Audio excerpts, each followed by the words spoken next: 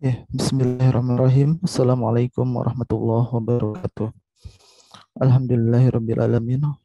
Asyhadu an la ilaha illallah wa asyhadu anna Muhammadan abduhu wa rasuluh. Allahumma sholli ala Muhammad wa ala alihi wa sahbihi ajmain. Amma ba'd. Rekan-rekan mahasiswa sekalian, pada hari ini kita akan melanjutkan kuliah kita di mata kuliah Sains Fisika dalam Peradaban Islam. Di pekan sebelumnya, di pekan lalu, sudah disampaikan dua buah video ya, uh, membahas tentang bagian kecil dari kitab Al-Jabbar wal Muqabalah karya Muhammad ibnu Musa al-Khwarizmi atau yang kita kenal sebagai Al-Khwarizmi. Maka hari ini pun kita masih akan melanjutkan mereview sedikit terkait dengan karya kontribusi ilmiah dari Muhammad ibnu Musa al-Khwarizmi. Setelah membahas Al-Jabbar al-Khwarizmi, baru nanti kita akan masuk ke bagian matematika yang lain. Nah, setelah itu nanti baru masuk ke fisika ya. Jadi sebelum masuk ke konten fisika, kita terlebih dahulu belajar tools-tools yang digunakan di dalam fisika, yaitu adalah matematik.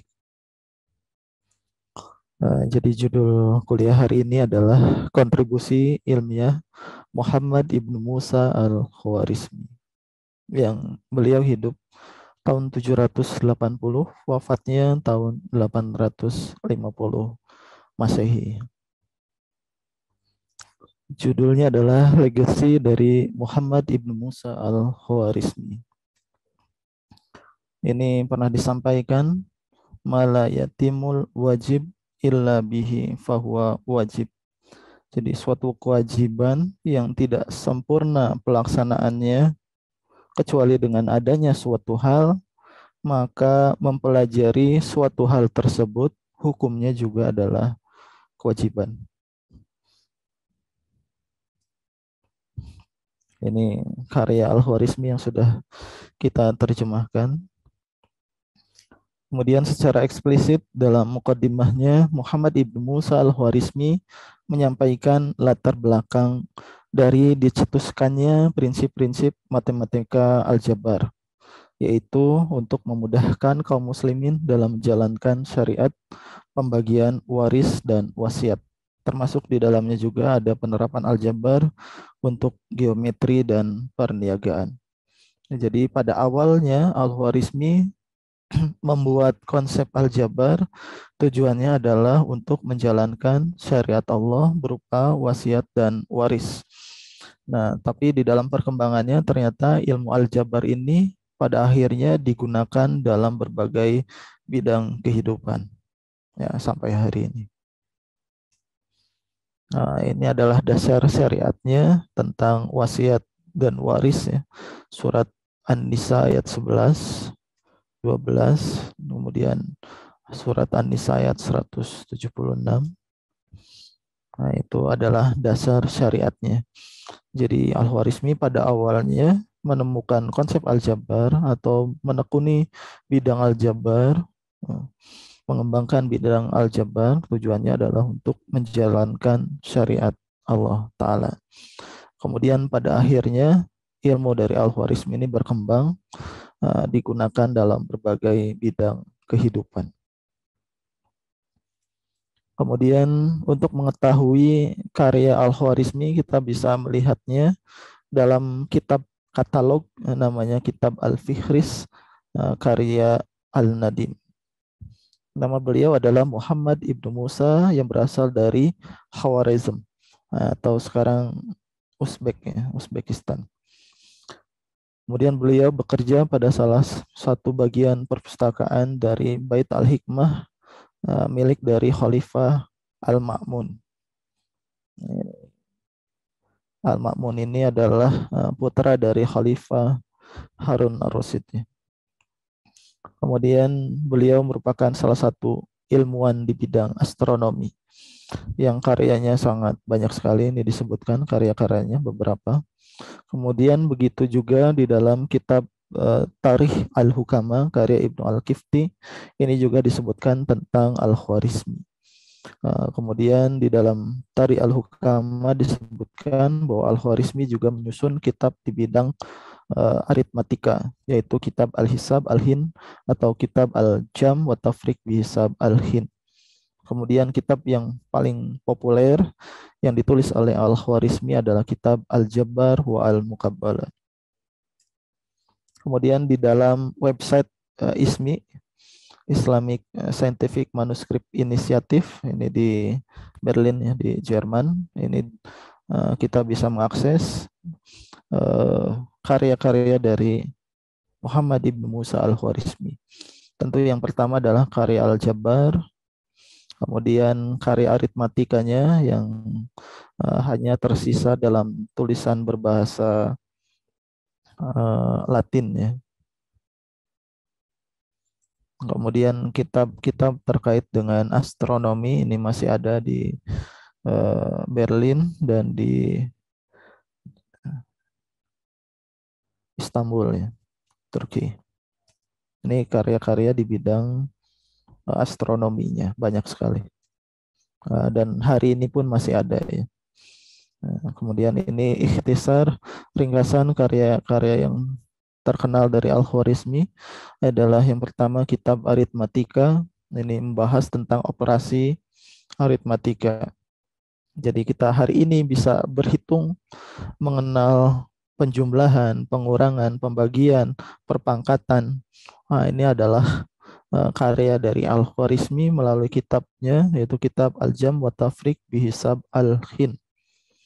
Nah, jadi beliau menggunakan aritmatika dari angka Hindu di India. Kemudian beliau mengembangkan aritmatikanya. Hari ini kitab ini sudah tidak ada, yang ada hanyalah terjemahan dalam bahasa Latin ya. Tidak ada dalam bahasa Arabnya, sudah hilang. Kemudian yang di dalam bahasa Latinnya ini terdiri dari banyak sekali. Kemudian yang sudah diterjemahkan ke dalam bahasa Inggris pun hanya baru sebagian ya, belum seluruhnya, masih dalam bentuk bahasa Latin. Kalau bahasa Arab sudah tidak ada. Ini yang diterjemahkan dari bahasa Latin ke bahasa Inggris. Kemudian penggunaan angka Hindu Arab di Eropa. Kalau kita buka Google, maka banyak sekali yang menyebutkan bahwa Al-Khwarizmi ini penemu angka 0. Nah, ini yang harus kita luruskan. Angka 0 itu tidak diketahui yang menyusun pertama kalinya siapa ya, tidak ada ya. Tidak ada, karena angka 0 sampai 9 itu adalah produk budaya di India. Jadi hasil peradaban sebelum Islam di India. Jadi angka 0 itu bukan Al-Khwarizmi yang menemukannya. Kemudian kalau ditanya siapa yang menemukan angka 0, ya tidak ada yang tahu. Karena itu adalah produk budaya. Tidak ada kitab dalam bahasa Sanskrit yang ditulis oleh para Brahmawan di India yang menyebutkan ya awalnya dari mana itu angka 0, nggak ada ya. Jadi itu sudah ada di masyarakat India, kemudian digunakan oleh Al-Khwarizmi dari angka 0 sampai 9. Jadi angka 0 itu bukan Al-Khwarizmi yang menemukannya. Ini yang harus kita luruskan ya, karena ini adalah sejarah ilmu. Jadi kita harus menyampaikan secara objektif. Kalau bukan ilmuwan muslim yang menemukan, ya katakanlah bukan ilmuwan muslim yang menemukannya. Tetapi ilmuwan muslim lah yang mengembangkannya. Yang mengembangkannya. Siapa yang mengembangkannya? Al-Khwarizmi. Ini yang pertama, mengembangkan aritmatika dari angka Hindu ya, dari 0 sampai 9. Jadi aritmatika yang tertua itu adalah aritmatika yang dikembangkan oleh Al-Khwarizmi. Menggunakan angkanya adalah diadopsi dari kebudayaan Hindu di India. Kemudian angka Hindu Arab disebutnya. ini kemudian menggantikan angka baik yang ada di wilayah Arab maupun yang ada di Eropa. Dan hari ini pun akhirnya di seluruh dunia menggunakan angka yang sama, yaitu 0 sampai 9. Ya. Di Arab, apakah sebelum Al-Khwarizmi memperkenalkan angka 0 sampai 9 ada angka? Ada, tapi angkanya bukan 0 sampai 9. Angkanya disebut abajadun. Jadi bukan angka 0 sampai 9. Angka 0 sampai 9 itu digunakan pertama kali diperkenalkannya oleh Al-Khwarizmi. Sebelumnya ada angka tapi bukan angka 0 sampai 9. Sama seperti di Eropa. Eropa pun mengenal angka 0 sampai 9 ya berkat dari tulisan Al-Khwarizmi yang diterjemahkan ke dalam bahasa Latin di Eropa. Jadi kesimpulannya angka 0 sampai 9 itu bukan Al-Khwarizmi yang menemukan, tapi yang mengembangkannya dan menuliskannya dalam bentuk kitab itu adalah Al-Khwarizmi. Yang pertama ya. Kemudian angka itu digunakan wilayah Arab pada saat itu, yaitu dinasti Abbasiyah. Kemudian menyebar, diterjemahkan juga ke dalam bahasa Latin oleh orang-orang Eropa, menggantikan angka Romawi. Kalau di Arab menggantikan angka abjad atau abajadun. Jadi angka awalnya adalah dari budaya Hindu yang diadopsi oleh Al-Khwarizmi. Kemudian orang Eropa yang menerjemahkan uh, kitab Al-Jam' wa Tafriq bi Hisab Al-Hin ini pertama kali oleh Adelard of Bath, ini orang Inggris. Kemudian ditulislah judulnya namanya Algoritmi de Numero Indorum. Nah, kemudian di kata pertamanya itu ada kata-kata Dixit algoritmi menurut perkataan Al-Khwarizmi. Nah, maka lahirlah yang sekarang kita kenal yaitu algoritmi Al-Khwarizmi. Nah, itu berasal dari kata nama beliau. Ya, salah satu kitab yang terkenal di Eropa karya Al-Khwarizmi adalah kitab Al-Jam' wa Tafriq bi Hisab Al-Hin. Jadi Eropa mengenal angka 0 sampai 9 bukan melalui ilmuwan Hindu India, tapi melalui karya dari Al-Khwarizmi. Ini yang menyebar ya, yang saat ini ada manuskripnya dalam bahasa Latin. Kemudian kitab bahasa Arabnya itu sudah tidak ada ya, yang karya Al-Khwarizmi, tapi ada karya yang serupa dengan karya Al-Khwarizmi, yaitu di sini ada yang sudah kita terjemahkan adalah kitab Fi Usul Hisab Al-Hin. Nah, ini ditulis oleh penerus dari Al-Khwarizmi yang namanya adalah Khusyar Ibnu Laban Al-Jilli.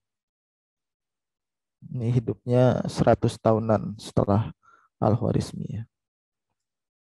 Kemudian di masa yang sama juga, sekitar 100 tahunan setelah kehidupan Al-Khwarizmi, Abul Hasan Ahmad Ibnu Ibrahim Al-Uqlidisi ini juga menyusun kitab aritmatika. Di dalam kitab ini, ya, kitabnya namanya Kitab Al-Fusul fi Al-Hisab Al-Hin.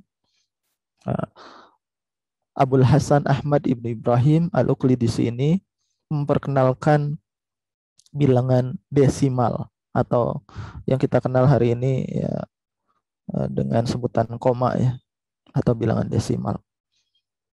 Nah, ini 100 tahun setelah Al-Khwarizmi. Jadi pada masa Al-Khwarizmi sudah mengenal angka desimal? Belum ya, belum mengenal angka desimal. Yang ada adalah angka seksagesimal pada saat Al-Khwarizmi dan pecahan. Jadi belum bentuknya desimal, tapi dalam bentuk pecahan, fraksi. Kemudian di bidang astronomi, Al-Khwarizmi juga menyusun tabel astronomi namanya Jis al-Sinhin. Ini juga diadaptasi dari karya Hindu di India. Kemudian digunakan oleh Al-Khwarizmi untuk menyusun tabel astronomi. Gunanya untuk apa tabel astronomi ini? Gunanya adalah untuk memperkirakan terjadinya gerhana bulan, matahari, menentukan awal bulan, dan seterusnya. Ini untuk prediksi hari-hari besar keagamaan di dalam Islam. Nah, walaupun saat ini sudah tidak ada yang berbahasa Arab ya, yang ada dalam bahasa Latin. Bahasa Arabnya sudah tidak ada, sudah hilang. Ini yang sudah diterjemahkan dalam bahasa Inggris dari bahasa Latin. The Astronomical Table of Al-Khwarizm. Kemudian ini kitab Juz al-Sinhin sudah tidak ada yang bahasa Arabnya, tinggal tersisa dalam bahasa Latin ya. Isinya terdiri dari 116 tabel, isinya adalah kalender, astronomi, astrologi, dan juga nilai sinus. Kemudian karya Al-Khwarizmi yang masih ada hari ini adalah kitab Ikhtisar Al-Majisti. Ini kitabnya tersimpan di Staatsbibliothek zu Berlin. Kitab Ikhtisar Al-Majisti. Isinya adalah tentang astronomi, tentang peredaran bulan, tentang gerhana matahari dan gerhana bulan, yang konsep-konsep astronomi. Kemudian yang terselamatkan karya Al-Khwarizmi yang lain adalah kitabnya yang terkait dengan geografi, geografi, yaitu kitab Surat Al-Ard. Hari ini tersimpan di Strasbourg di Prancis. Kita bisa download juga. Ini di Bibliothèque Nationale et Universitaire de Strasbourg ya. Kitab Surat Al-Ard. Isinya adalah koordinat kota-kota dan juga membahas geografi. Kemudian ini yang sudah diterjemahkan ke dalam bahasa Jerman, yang sebelah kanannya yang sudah ditahqiq. Kalau ini manuskripnya. Ini yang sudah diterjemahkan ke dalam bahasa Jerman, dan yang sebelah kanan ditahqiq ya, dalam bahasa Arab. Kemudian ini yang sudah diterjemahkan ke dalam bahasa Inggris oleh S. Razia Jafri. Kemudian karya lain dari Al-Khwarizmi yang terselamatkan adalah tentang teknologi astronomi atau instrumen yang digunakan di dalam astronomi atau alat-alat astronomi. Salah satu kitabnya judulnya adalah Kitab Amal al-Asturlab. Ini tersimpan di Staatsbibliothek zu Berlin. Hari ini masih ada ya. Yang membahas tentang apa? Tentang astrolab namanya. Astrolab itu adalah instrumen astronomi. Kalau sekarang kita mengenal ada GPS, bisa mengakses lokasi, mau kemanapun kita biasa memasang GPS ya, di smartphone kita yang terakses ke Google Map misalnya. Nah, maka di masa lalu pun sudah ada ya teknologi GPS manual ya, mekanik GPS, yaitu astrolab namanya. Fungsi astrolab untuk apa? Fungsi astrolab yang sebenarnya adalah ini untuk menentukan koordinat suatu lokasi. Jadi lintang dan bujur suatu lokasi itu tujuan utamanya. Setelah itu maka nanti akan dilakukan perhitungan arah kiblat di lokasi tersebut, dan juga untuk menentukan waktu sholat. Jadi GPS di masa lalu, yaitu astrolab, fungsi utamanya adalah untuk menentukan arah kiblat dan waktu sholat. Ini tabel arah kiblat Al-Khwarizmi, ini tersimpan di Kairo, di Mesir. Kemudian karya Al-Khwarizmi yang sampai hari ini digunakan di banyak pesantren yang mengajarkan ilmu falak, yaitu yang disebut instrumen rubu mujayyab. Ya, ini gambarannya. Ini pertama kali dibuat oleh Al-Khwarizmi. Kalau gambar yang ada di sini ini bukan oleh Al-Khwarizmi ya, ini ilustrasi saja. Ilustrasi ini sendiri dibuat oleh seorang ulama dari Nusantara, yaitu Guru Mansur. Guru Mansur itu ulama di Betawi, kakek buyutnya Yusuf Mansur. Jadi alat instrumen untuk menentukan pengukuran ilmu falak dan juga trigonometri.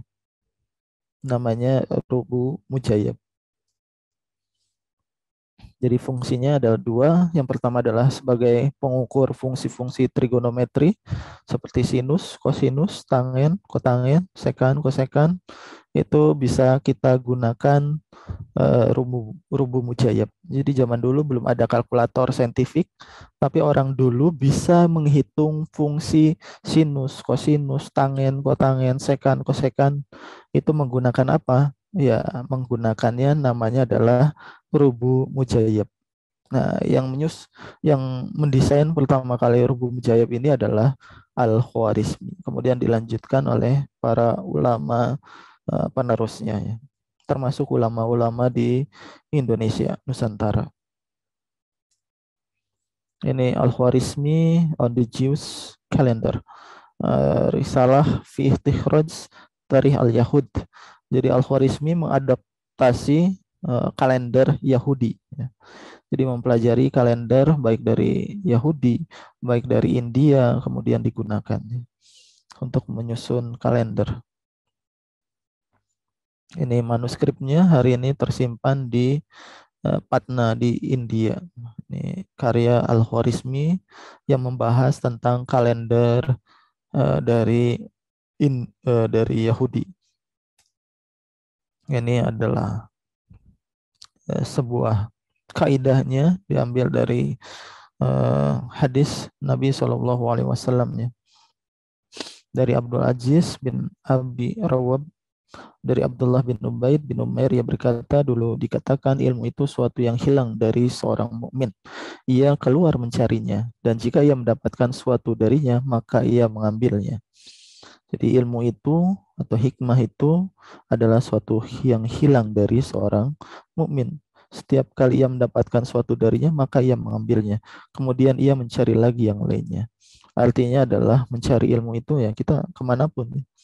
Baik dari Hindu di India, baik dari Yahudi, baik dari Yunani. Nah, itu kita bisa mengambil ilmunya.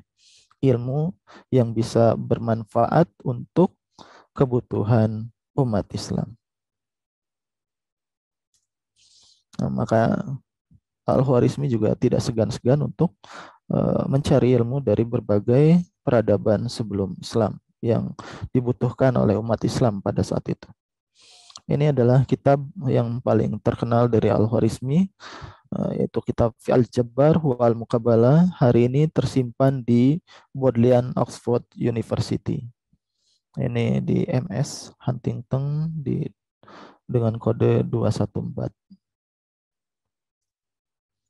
Ini terjemahan dari mukaddimahnya. Jadi Al-Khwarizmi di sini menyampaikan pujian kepada Allah Ta'ala, kemudian bersolawat ke atas Nabi, dan juga berterima kasih kepada khalifah pada saat itu, yaitu Al-Ma'mun. Kemudian di bagian akhir mukaddimah ini dijelaskan bahwa Al-Khwarizmi menyusun kitab ini tujuannya adalah untuk mempelajari terkait dengan warisan, wasiat, pembagian, buatan hukum, perdagangan, perniagaan, ya, pengukuran tanah, penggalian saluran, geometri, dan berbagai objek lainnya yang menjadi pusat perhatian ilmuwan pada saat itu. Jadi tujuan utama Al-Khwarizmi menyusun Al-Jabbar adalah untuk kebutuhan umat, baik dalam peribadahan, menjalankan syariat Allah, dan maupun untuk kebutuhan lainnya. Dan pada akhirnya ilmu ini yang dicetuskan oleh Al-Khwarizmi ini akhirnya berkembang ya. Bahkan sampai hari ini pun kita mengenal tentang persamaan kuadrat, tentang solusi persamaan kuadrat, ada rumus ABC min B plus minus akar B kuadrat min 4AC dibagi 2A. Hari ini pun kita mengenal rumus-rumus itu, ya ini atas berkat dari karya Al-Khwarizmi yang diniatkan untuk beribadah pada Allah Ta'ala. Kemudian manuskrip kitab Al-Jabbar wal Mukabalah, ini Oxford. Di dalam kitab Al-Jabbar sendiri ada 3 bagian utama, yaitu Al-Jabbar, geometri, dan penerapannya pada wasiat dan waris. Permasalahan wasiat dan waris ini tersimpan hampir di separuh kitabnya, ya. Paruh kedua dari kitab Al-Jabbar isinya adalah tentang wasiat dan waris. Kalau paruh pertamanya tentang konsep Al-Jabbar itu sendiri, berbagai contoh soal, dan juga membahas tentang penerapannya pada geometri dan perniagaan. Ini bentuk persamaan Al-Jabbar Al-Khwarizmi disebut persamaan kanonik. Ini istilah-istilah yang digunakan pada masa lalu, ya. Ini sudah kita bahas di video pekan yang lalu, jadi kita lewat saja. Jadi di sini Al-Khwarizmi memperkenalkan 2 metode. Yang pertama adalah persamaan, solusi bentuknya persamaan, solusi ABC. Yang kedua adalah metode geometri. Jadi Al-Khwarizmi memperkenalkan 2 cara untuk menyelesaikan persamaan kuadrat, yaitu dengan pendekatan rumus, formulasi matematika, dan yang kedua pendekatan geometri.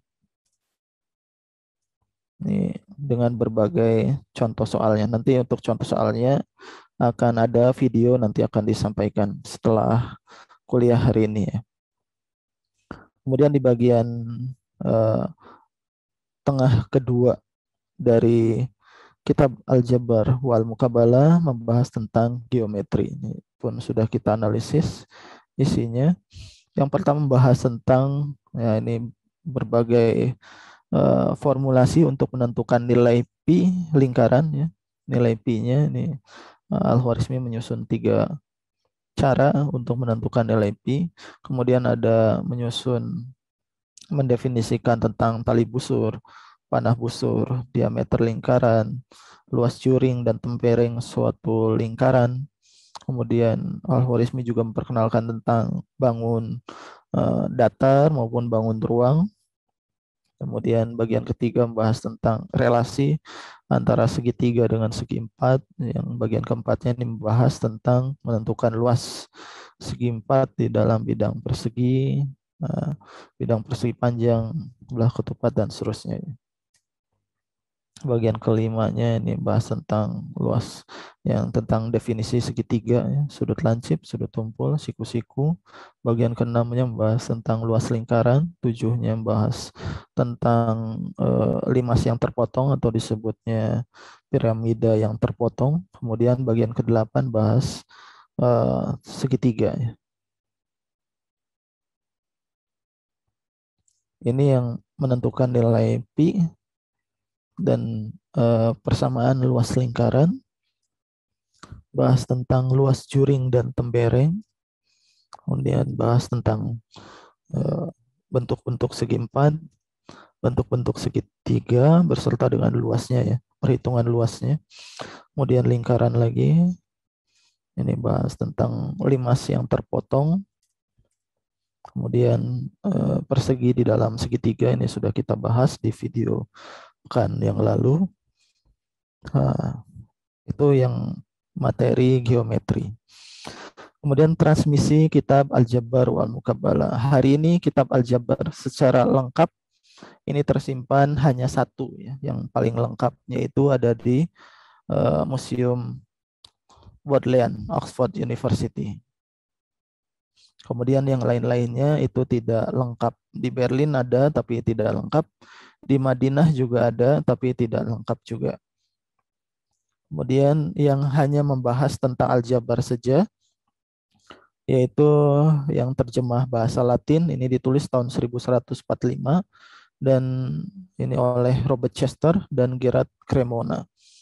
Ya, tapi isinya tidak ada yang terkait dengan penerapan Al-Jabbar pada wasiat dan waris, tetapi hanya membahas tentang Al-Jabbarnya saja. Ya, karena mereka tidak menerapkan syariat Islam, ya, tentu tidak mau menerapkan Al-Jabbar pada wasiat dan waris yang ditulis oleh Al-Khwarizmi karena berbeda akidah. Ini yang diterjemahkan ke dalam bahasa Latin yang tadi. yaitu oleh Robert Chester dan juga Gerard of Cremona. Hari ini sudah ada terjemahan dalam bahasa Inggrisnya dari bahasa Latin ke bahasa Inggris. Gerard of Cremona, Translation of Al-Khwarizmi Al-Jabbar, Critical Edition. Ini oleh Barnabas Hughes dan juga Louis Charles Karpinski dari Amerika. Kemudian dari mana Robert Chester dan Gerard Cremona menerjemahkan karya Al-Khwarizmi? Maka kita mengetahui bahwa mereka menerjemahkan kitab Al-Jabbar wal Muqabalah dari Al-Khwarizmi ini di wilayah bekas Andalusia, ya. Bekas Andalusia yang kemudian terjadi rekonquista, terjadi peperangan, ya, akhirnya umat Islam kalah di Andalusia. Yang terakhirnya itu di Granada tahun 1492 pun akhirnya takluk oleh tentara salib, ya, kalah. Setelah umat Islam pergi dari Andalusia, Eropa akhirnya menerjemahkan kitab-kitab yang tertinggal di Andalusia ini ke dalam bahasa Latin. Kemudian ini tahqiq kitab Al-Jabbar wa Al-Muqabalah. Tahqiq pertama ini ditulis oleh seorang misionaris dari Inggris, namanya adalah Frederick Crossan. Ini tahun 1831. Ini versi terlengkap karena mentahqiq dari manuskrip yang tersimpan di Oxford University. Ini ditahqiq, ya, diperbaiki tulisannya versi cetak. Kemudian oleh Louis Charles Karpinski, ini dari bahasa Latin, ya, ke dalam bahasa Inggris, dan juga oleh Barnabas Hughes, ini dari bahasa Latin ke bahasa Inggris. Kemudian terjemahan Inggris terbaru ini ditulis oleh Profesor Rusdi Rashid dari Prancis, yang menyusun kembali, namanya adalah Al-Khwarizmi The Beginning of Algebra. Ini ditulis tahun 2009. Ini yang sebelah kiri ditulis oleh Frederick Crossan, seorang misionaris yang tadi tahun 1831. Kemudian yang sebelah kanan ditulis oleh Rusdi Rashid tahun 2009.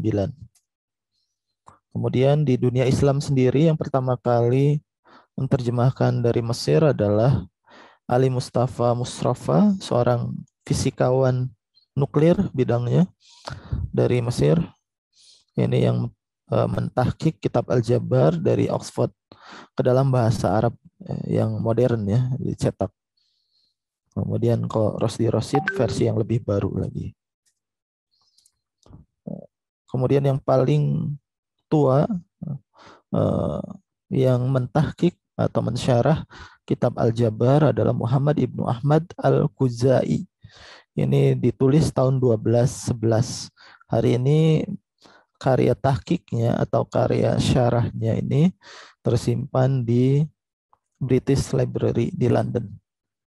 Nah, kita bisa akses melalui Qatar Digital Library. Ini karya syarah dari Ahmad Al-Khuzai yang membahas tentang Al-Jabbar Al-Khwarizmi. Kemudian ilmuwan yang satu zaman dengan Al-Khwarizmi adalah Abdul Hamid Ibnu Tuq Al-Jilli. Ini abad 9, abad yang sama dengan Al-Khwarizmi, juga menyusun kitab Al-Jabbar wa Al-Muqabalah. Kita sudah terjemahkan, tetapi tidak selengkap karya Al-Khwarizmi. Kemudian murid dari Al-Khwarizmi adalah Abu Kamil Sujja Ibnu Aslam Ibnu Muhammad Al-Hasib Al-Misri. Ini hidupnya di Mesir. Hidupnya setelah kehidupan Al-Khwarizmi, ya. Menyusun karya-karya di bidang matematika yang isinya adalah pengembangan dari kitab Al-Khwarizmi. Ini sebelah kiri kitab Fi Al-Jabbar wal Muqabalah dari karya Abu Kamil Sujja Ibnu Aslam, murid Al-Khwarizmi. Sebelah kanannya terjemahan dalam bahasa Perancis oleh Profesor Rusdi Rashid. Kemudian yang sebelah kiri juga ini terjemahan dari bahasa Ibrani dari bahasa Yahudi ya. Jadi karya Abu Kamil ini ada manuskripnya dalam bahasa Arab dan ada juga yang dalam bahasa Ibrani atau bahasa Yahudi. Kemudian diterjemahkan ke dalam bahasa Inggris oleh Martin Levy, The Algebra of Abu Kamil. Kemudian kita pun di Indonesia sudah menerjemahkan bagian dari Matematika Geometri Abu Kamil, Kitab Al-Misaha wal Handasa. Setelah masa periode Abu Kamil, ada ilmuwan lainnya yang sangat produktif meneruskan karya di bidang matematika, yaitu adalah Fakhruddin Abu Bakar Muhammad Ibnu Al-Hasan Al-Karaji, atau dikenalnya nama belakangnya saja, yaitu Al-Karaji. Hidupnya tahun 953, wafat 1029. Jadi 100 tahun setelah kehidupan Al-Khwarizmi hidupnya. Jadi jauh ya. Ini adalah kitab Badi fi Al-Hisab yang sudah diterjemahkan dalam bahasa Prancis oleh Adel Anboba, karya Al-Karaji. Kemudian ini kitab Kafi fi Al-Hisab dalam bahasa Jerman oleh seorang misionaris yang namanya Adolf Hussein. Ini pun adalah karya dari Al-Karaji, kitab Al-Fakhri, Sinaat fi Al-Jabbar wal Mukabala. Kemudian diterjemahkan ke dalam bahasa Prancis tahun 1853. Kemudian ada ulama dari masa Kesultanan Seljuk Agung, namanya adalah Omar Khayyam.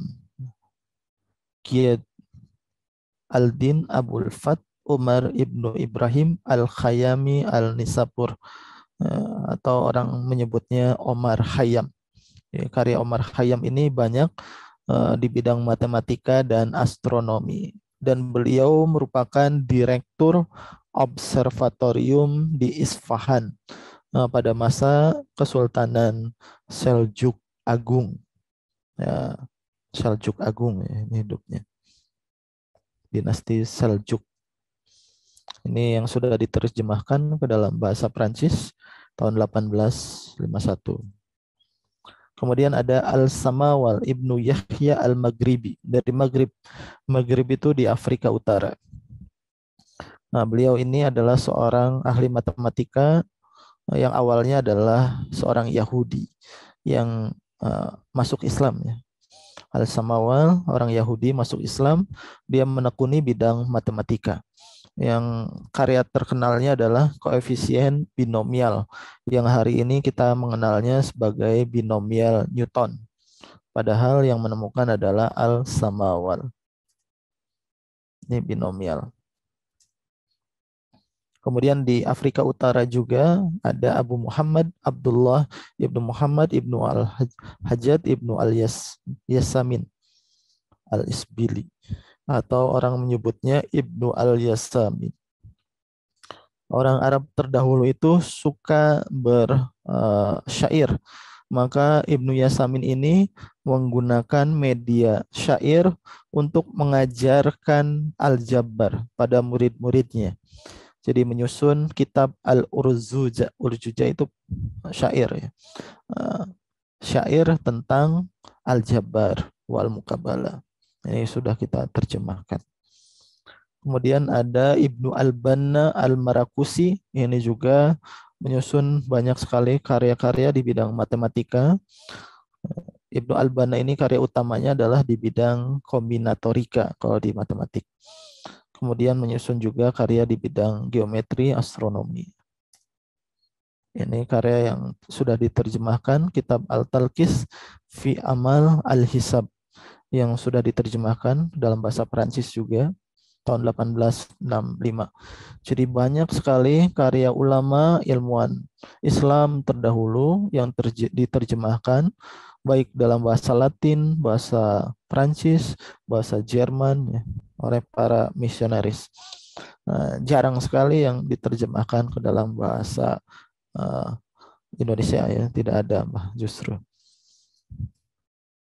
Kemudian ada Jamsid Ibnu Mas'ud Ibnu Mahmud Al-Qassi atau Jamsid Al-Qassi. Nah, biasanya dikenal dengan nama belakangnya saja Al-Qassi. Nah, beliau ini hidup pada masa dinasti Timurid. Timurid. Ini 1385 wafat 1428. Kitab yang paling terkenal dari Jamsid Al-Qassi adalah kitab Miftah Al-Hisab. Isi kitab Miftah Al-Hisab adalah aritmatika, aljabar, geometri. Kalau Al-Khwarizmi menyusun aljabar orde 2, kemudian Omar Khayyam menyusun aljabar orde 3, maka Jamsid Al-Qassi ini menyusun kitab aljabarnya ini ordenya sudah orde N. Luar biasa sekali. Ini yang sudah diterjemahkan sebagian oleh Abdul Qadir Dakhel tahun 1960 ke dalam bahasa Inggris. Kemudian kitab yang lainnya ada Risalah Al-Mukhitiyah dan lain-lain, banyak sekali. Kemudian kalau ulama Nusantara, kita bisa mengenal karya matematika juga di dalam karya ulama kelahiran Indonesia ya, yaitu Syekh Ahmad Khatib Al-Minangkabawi. Hidupnya tahun 780, wafatnya tahun 850 Masehi. Syekh Ahmad Khatib Al-Minangkabawi ini kelahiran Minang, Sumatera Barat ya. Kemudian merantau ke Mekah dan di Mekah ini menjadi imam dan khatib Masjidil Haram. Jadi beliau adalah guru besar di Masjidil Haram, bermazhab Asy-Syafi'i. Jadi mazhabnya mengikuti Imam Syafi'i, menjadi imam dan khatib di Masjidil Haram. Ini karya-karya dari Syekh Ahmad Khatib Al-Minangkabawi yang terkait dengan sains, yaitu matematika dan astronomi. Yaitu kitab Raudhah Al-Husab fi Amal Ilm Al-Hisab, ada kitab Alam Al-Husab fi Ilm Al-Hisab, ada kitab Al-Jawahir An-Naqiyah fi Amal Al-Jaibiyah, ini tentang astronomi. Kemudian ada kitab Al-Bahjah As-Saniyah fi Amal Al-Jaibiyah, ini juga astronomi. Kitab Al-Qaul Al-Mufid Syarah Matla As-Said, ini juga tentang astronomi. Kemudian ada kitab An-Natijah Al-Mardiyah, ini juga astronomi. Kemudian ada kitab An-Nuqbah Al-Bakhiyah, ini juga membahas tentang astronomi, yaitu membahas tentang instrumen rubu mujayyab. Beliau ini adalah imam dan guru besar di Masjidil Haram, kelahiran Indonesia. Jadi orang Indonesia yang menjadi imam dan khatib di Masjidil Haram, luar biasa. Kemudian di dalam kitab Alam Husab Ilm Al-Hisab, Syekh Ahmad Khatib Al-Minangkabawi ini mengutip surat Al-Anbiya ya, yang terjemahannya, kami akan memasang timbangan yang tepat pada hari kiamat, maka tiadalah dirugikan seorang sedikit pun. Dan jika amalan itu hanya seberat biji sawi pun, pasti kami mendatangkan pahalanya. Dan cukuplah kami sebagai pembuat perhitungan. Jadi di dalam Al-Quran saja, ilmu tentang al-hisab ini disebut oleh Allah Ta'ala, ya, pembuat perhitungan. Perhitungan itu matematik ya. Di surat Yunus ayat 5 pun dikutip oleh Syekh Ahmad Khatib, dialah yang menjadikan matahari bersinar dan bulan bercahaya, dan ditetapkannya manjilah-manjilah bagi perjalanan bulan itu, supaya kamu mengetahui bilangan tahun dan perhitungan waktu. Lagi-lagi membahas tentang hisab. Allah tidak menciptakan yang demikian itu melainkan dengan hak. Dia menjelaskan tanda-tanda kebesarannya pada orang yang mengetahui. Ini pun landasan syar'i dari dorongan kepada kita para ilmuwan untuk mempelajari matematik ya. Karena dari matematik ini nanti kita bisa mempelajari yang lain, ilmu alam yang lain termasuk fisika nantinya. Kemudian dalam kitab Alam Husab Film Al-Hisab, Syekh Ahmad Khatib Al-Minangkabawi juga menyampaikan bahwa hukum mempelajari ilmu hisab, yaitu matematika, adalah fardu kifayah. Jadi kalau tidak ada di antara umat yang mempelajari ini, ya seluruhnya berdosa. Seluruhnya berdosa. Jadi apabila tidak ada umat Islam yang menekuni bidang ini, maka seluruh umat Islam akan berdosa. Karena hukumnya adalah fardu kifayah. Hendaknya ada sebagian orang yang mempelajari bidang ilmu hisab ini. Kemudian Syekh Ahmad Khatib juga menyampaikan bahwa orang yang pertama mempelajari ilmu hisab adalah Nabi Idris alaihissalam dan Hasib Karim Aladin, putra dari Nabi Daniel alaihissalam. Ini tersebut di dalam kitab Alam Husab fi Ilm Al-Hisab karya Syekh Ahmad Khatib Al-Minangkabawi.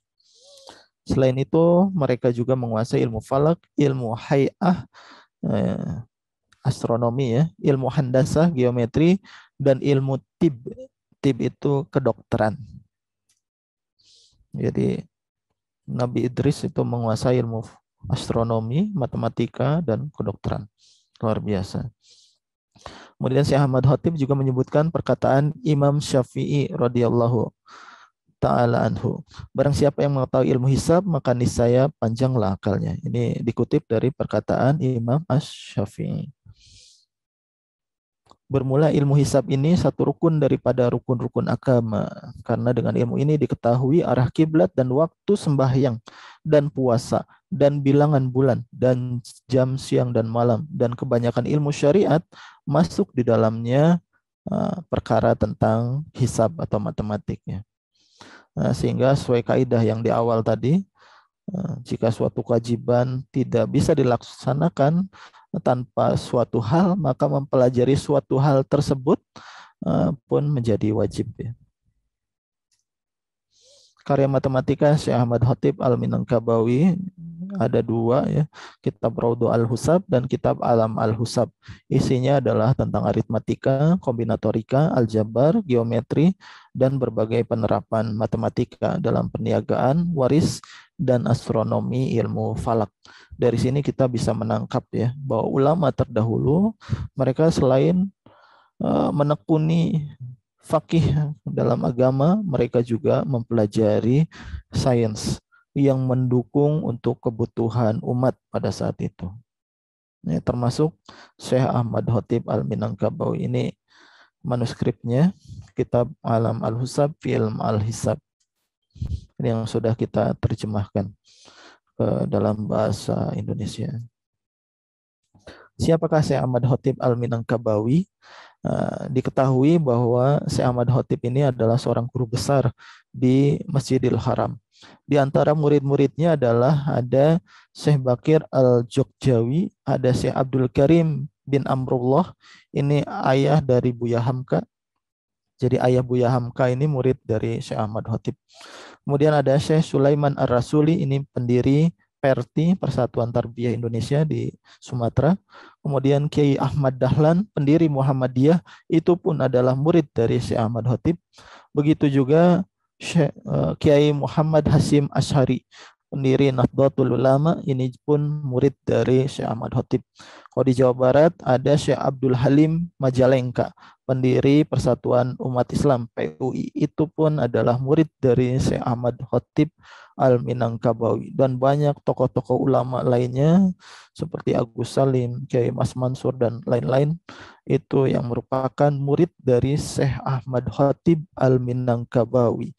Jadi Syekh Ahmad Khatib Al-Minangkabawi adalah gurunya para ulama di Nusantara yang meliputi Indonesia, Malaysia, Singapura, Brunei Darussalam, Patani di Thailand, dan juga Filipina ya, di Mindanao. Ini banyak sekali ulama-ulama murid dari Syekh Ahmad Khatib Al-Minangkabawi. Dan yang luar biasa adalah salah satu kitab yang ditulis oleh Ahmad Khatib adalah tentang matematika. Itu yang bisa kita sampaikan pada hari ini. Jadi luar biasa dari perjalanan matematika ini, dari dimulai oleh Muhammad Ibnu Musa Al-Khwarizmi sampai dengan ulama di Nusantara, yaitu Syekh Ahmad Khatib Al-Minangkabawi.